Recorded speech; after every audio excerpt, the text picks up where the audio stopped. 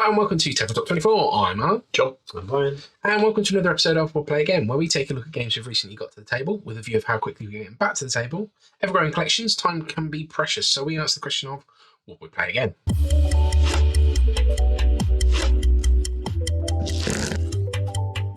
Today we have Terraforming Mars from Stronghold Games. In Terraforming Mars, we are going to be playing competing factions that will have variable player abilities in order to do the titular activity of Terraforming Mars. And we're going to be doing that by raising the temperature, raising the oxygen level, or placing ocean tiles onto Mars in order to increase our terraforming rating that will eventually push towards the end of the game. On your turn, you can take one of two actions, or up to two actions, and some of those will be playing cards, such as event cards, playing automated cards, which will give you ongoing benefits, effect cards or active cards with actions on. You could then potentially play an action on a previously played card. Some of these cards will have requirements that will be based on the overall terraforming rating or previous tags that you may have played in your tableau as you've gone through. You can also perform standard projects in order to, again, increase the terraforming rating. You can complete milestones if you have met these, but it is a first come, first serve on those, and we'll only be activating 3 of them. Or you could sponsor an award, which you are then hoping at the end of the game you have got the most in each of these in the area that you've sponsored in order to get points for it. So each turn you'll do that, or you may pass. When everybody's passed, we finish the generation and we move up the generation track. We then get to produce on our board, which we may have increased based on the cards that we've played. And then we'll get some more cards. We may have to pay to keep some of those cards. And then we keep going until the end of the game, whereby we'll then look at our terraforming rating, points that we've scored on cards, some of these tiles which we will have placed either by doing standard projects or actions to place greenery, or placing cities based on some of the cards that we've got and how they're going to score. And then we add up the total points and declare who has been most successful at terraforming Mars. So first off, theme. I think for all of us, this theme sits on point. We like the space, we like the science. We do. I love the sci-fi. Yeah. So the idea of this, we like the fact that this is sort of set in future, and we're trying to do something that's quite nice and trying to be explorers and uncharted lands type thing. And overall, we're doing this engine building mechanic. And I think for us, the theme really does well for that. Yeah, it does. One of the other things that is a bit incongruous is there's lots of cards to get through, and the artwork is generally pretty good, but it's not self-consistent with itself. So it seems like they've gone through a lot of get some stock images of things to represent what they're doing. So some of them are like photographs, some of them are like artwork and drawings. Clip art. Yeah, I mean, we don't have genuine pictures of a Martian survey drone. So really, no. But it could all be just a bit disconnected, I think, from other cards in the deck. So that kind of thing. Some cards look really good, some cards don't look quite so good. Yeah. But otherwise, I think the iconography is pretty good, pretty consistent. You can see what you're doing, and the board obviously looks quite nice. The quality of the components is quite nice. The board is good card. I would say that the player boards in the basic game, we've got 2 player boards here. They're just quite thin and they're quite slippery, so you try to track your production on these things, and it doesn't take much to lock it and no, where did all my things go? They improved that in a lot of the expansions. So Alan's got one of the dual layer boards here, and that holds your. Which is a lot better, isn't it? And it's not even just a track; it's obviously got these variable indents that allow you to push up and down. And they've got a space here to do when you get more than 10 in anything as well, which this one doesn't have. So a bit more thought has gone into it after the expansion was released. But that's the only detraction, I think, from the quality of the basic game. Yeah, I think the component quality matches the cards. It's a little bit inconsistent. So cards are cards, but they're a little bit flimsy. In the base game, you'd have had just the paper boards. These cubes look really pretty, but some of them tarnish quite easily or peel. You coloured cubes are coloured cubes. artwork, like I say, is a bit inconsistent. The board's quite nice. I think the difficulty with a game, we've had a lot of discussions about this privately, about component quality versus price and how difficult that is for manufacturers and publishers to get right. I think this game packs quite a lot in it, and at the price point that it was when this was launched, and obviously when Brian picked up his copy, I think you get a lot in the box for that. Yeah. You do get a hell of a lot in the box for that, and I think it can be sort of given a pass because of that. Yeah, and I think the other thing that does catch people out is the rule book isn't as well written as it could be. So things aren't where you think they ought to be, and some of the terminology or the explanations don't read. The first time you read them, you should try to understand what they mean. Yeah. So it takes a few reads to understand what you're doing, or on YouTube. And yeah, I mean, we did a very basic rules overview, but I think there's a lot more interest to certain card interactions and how you build your tableau of cards and certain niche criteria of how things happen, which can't be covered in the rule book or are difficultly covered in the rule book. Yeah, there's so many cards they don't describe every card. So sometimes you have to do a bit of on-the-fly interpretation. Yeah. So, given that we've said the rulebook's not very well written, some of the cards, you're looking at these. It's one of these games where I look at and I kind of get lost in everything that's going on. There's too much going on the cards, the board, keeping an eye on everything to make sure everything's working. And if you don't get some initial synergies that work with your faction, you can be left catching up to an extent through the game. Some cards are more powerful than others. Some cards work in combination with others, and I think through more plays you probably get used to that. But for initial play, and if you don't play it very much, then you can sit there and just wonder what you're doing and maybe play cards. The other thing to say is you can get cards. So, for example, I've got one here that needs -4 degrees centigrade to work. So that's quite far up on the track. So you can either keep this card in your hand to the detriment of being able to keep more cards in your hand, or get rid of it to the detriment of your later game. And it'll cost you to get hold of it as well. Exactly. So it's, for me, I feel like you can get lost in this game and just look at your tableau and be focusing on it, trying to work out what's going on or playing in an optimum way, and just be so siloed you're not looking at everything else within the game. It's not clear from the setup because you've just laid it out for the starting game, but the game can sprawl quite a lot. You need to understand from some cards how many, as Alan said, you need a certain number of tags to play a card. So you have to be able to see all your tags to count them up to make sure that you've got the number of tags. For the effect cards, you've got to have them showing all the time so you can read the effect to keep an eye on what's going on. For the action cards, you need to be able to, place the thing on there to say you've used it. So you've got to be able to see all your cards, and it can kind of broaden your playing area quite a lot, actually. This is taking up quite a lot of space just as it is, without having played any tableaus out or anything. Yeah. So I think there's a bit on there about space and what you've got, and there is a recommendation, I think, either in the rulebook or on one of the forums or one of the expansions, whereby they say, right, event cards, most of them should be played with just their tag showing, like this.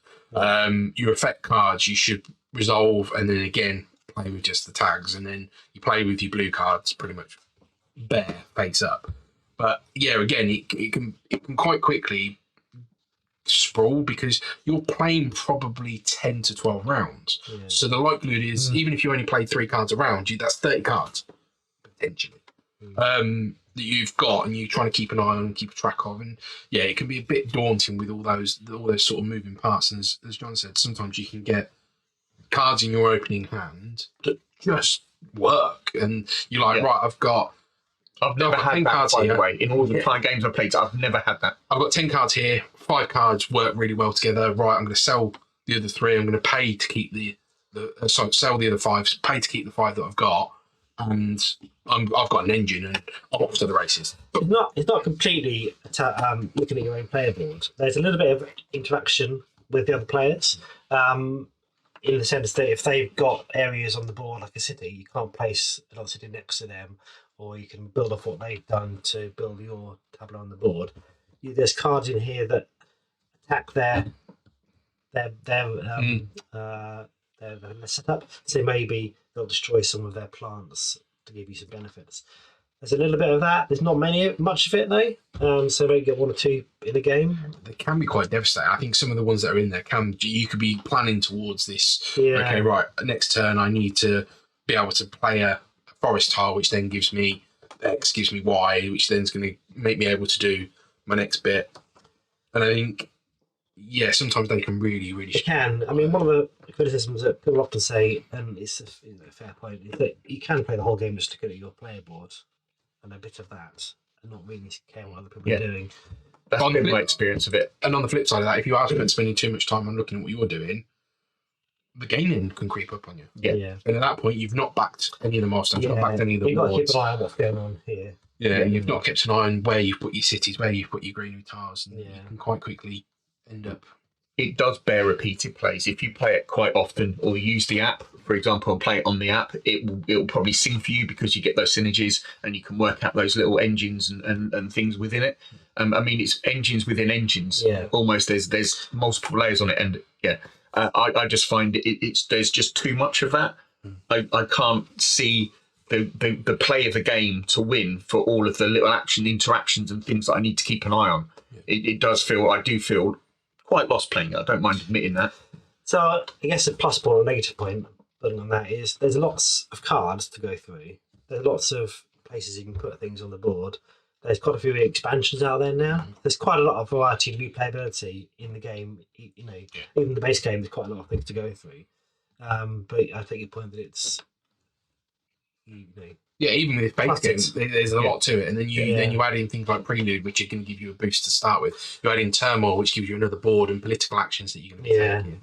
And then I think it's 2 more. Venus gives you another area to put things on as well. So it kind of all adds more to the game. Which, don't get me wrong, there are people out there that absolutely love Terraforming Mars, and probably for good reason. I can see the reasons why they would love it. Yeah, but at that point, they've probably got. What are we? We're in February now. They've probably got 40 plays of it in already this year, type thing, and it's their main game. And there's nothing wrong with that. Absolutely not. And the fact that there's that much variety out there for this game is great. The playtime can vary quite a bit because you've got the option of doing 1 or 2 actions, and you just keep going round and round and round until you've kind of exhausted what you can do. Each generation can take varying amounts of time, depending on what cards people have got in their hands. But you don't tend to get it through it in less than sort of a couple of hours. Yeah, and I think the key point on there is there's a bit where I've played a few games where I've only taken one action, purposely taken one action, because I want to elongate the turn to see what everybody else is doing. And actually, that just adds more time to the game. It does, And turns are quite quick. You like I say, you're doing 2 actions, and not the only time you're going to take a lot of time is obviously if you've not prepared for your turn, or if you've got a lot of triggers based on what you've just done. Yeah, and if you're not playing optimally like that, you can take your go and you pass after 3 turns. You can go to the bar, you get the toilet.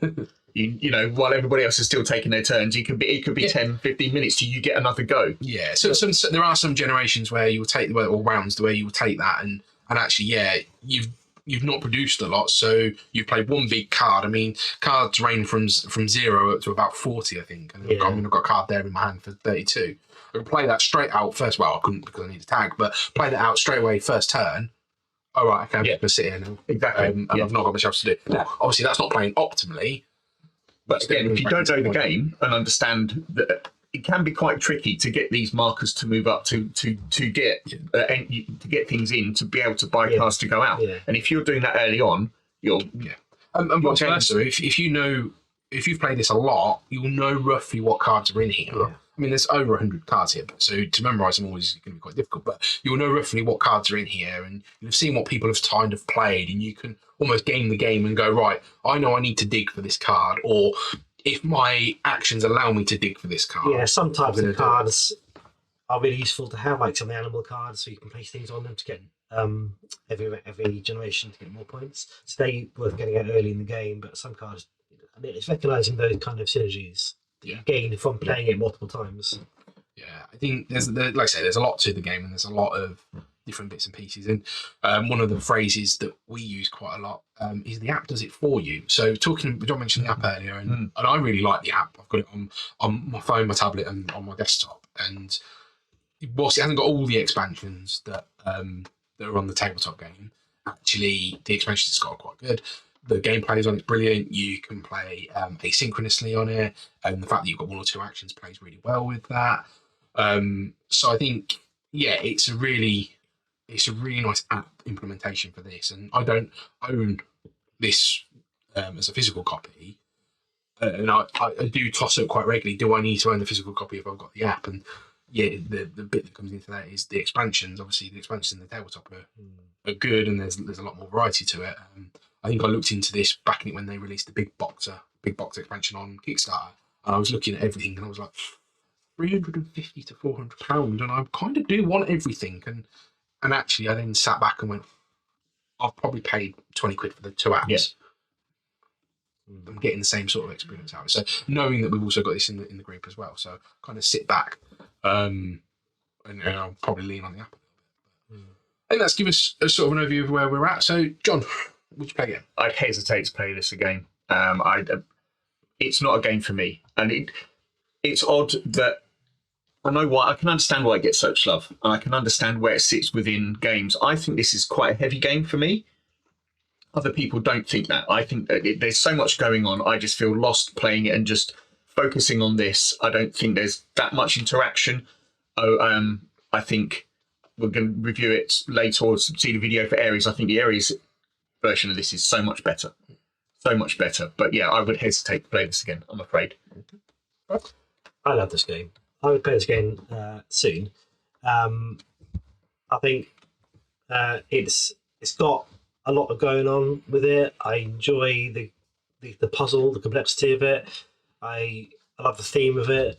Some of the expansions I might not necessarily use all the time, but most of the time they do add to the game and they just get bundled in with the rest of the cars, and they still work with the base game as well. So I think it's taken to stay in my collection, and I enjoy playing it. For me, it's we'll play again. I think we've got a bit of a divisive points here, but for me, I think getting it to the tabletop with all the expansions, sometimes that variable playing time, where you could have a really quick game, you could be done in under 2 hours, or you could have a really long game and it takes 3-4 hours, depending on what expansions you've got and stuff like that. I think the fact that I've got the app allows me to play this more often, and I think I'd play it again.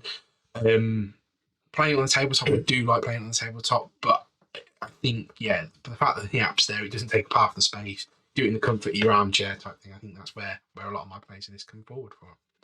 So thank you for watching this episode of We'll Play Again. If you haven't done so already, please check out other videos on the channel. Give us a like and a subscribe, and we'll catch you next time. Take care. Bye.